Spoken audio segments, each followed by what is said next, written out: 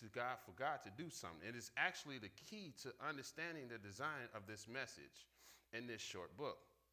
Chapter 1 and 2 is pretty much really framed as a back and forth argument between Prophet Habakkuk and God. Prophet submits 2 complaints to God, which God offers 2 responses. His first complaint is that the life of Israel has become so horrible, resulting in violence and injustice, and all of it being tolerated by Israel's corrupt leaders. And Habakkuk keeps asking God to do something about it, to change the situation. Then all of a sudden, God responds.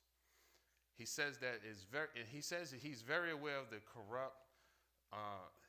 corruption of his own people of Israel, and that he is summoning the armies of Babylon to bring down the injustice Israel, which is very similar to the message of Micah.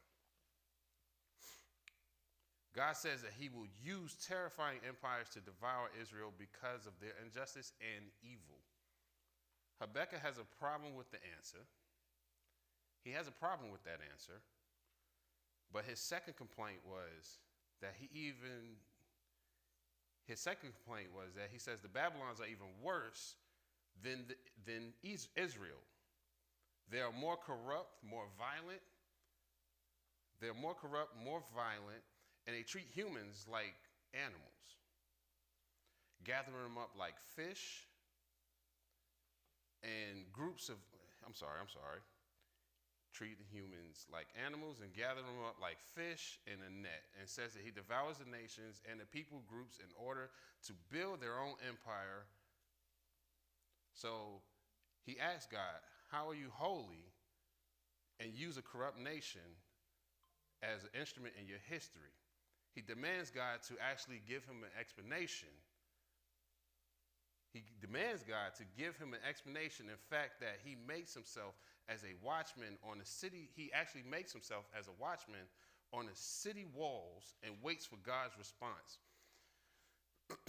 God tells him to get out some tablets and chisel down and write down any message he sees or hears.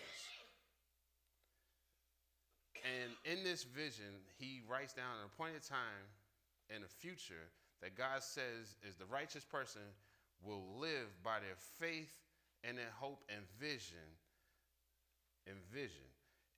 It is that God will bring Babylon down. God says that he will also God says that the violence and the oppressed of the nations created this never-ending cycle of revenge, and that God will use the cycle to bring down their rise and fall of nations. The fact that God might for a time use a corrupt nation like the Babylons does not mean that he endorses. Doesn't mean that he endorses. Wait, I lost my spot. Sorry. Endorses everything that they do. He also holds the nations accountable for his justice as so the Babylons will fall along with any other nations that act like them. God promises to elaborate by a series of woes. A series of woes.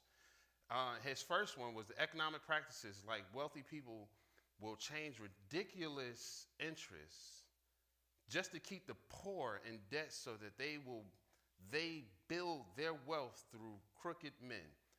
Number 2 was slave labor, treating humans like animals and treating them with violence.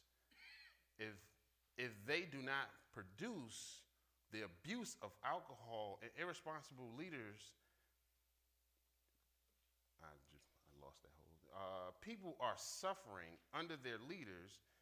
Their parties are wasting their money on sex and booze, and the last exposed of idolatry, the engine that drives the nation, that made money and power and nation security into their gods, offering these allegations at all costs. And so people become slaves to their own nation. Empires described here and the unique to the Babylon's part and the human condition, most nations eventually become Babylons.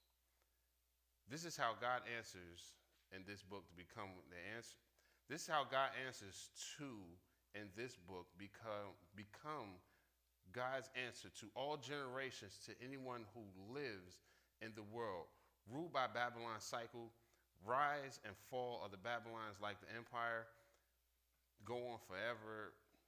Like the empire go on forever. And that question, I messed that up.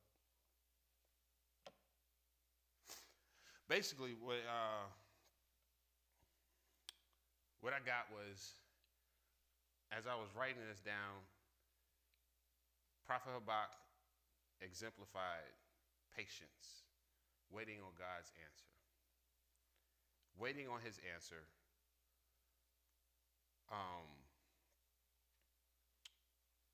Just because he didn't understand like why God was not changing the corrupt and everything and the turmoil that was just going on. He was just waiting for his answer, and he exemplified God's timing, his patience, and was just waiting for his answer.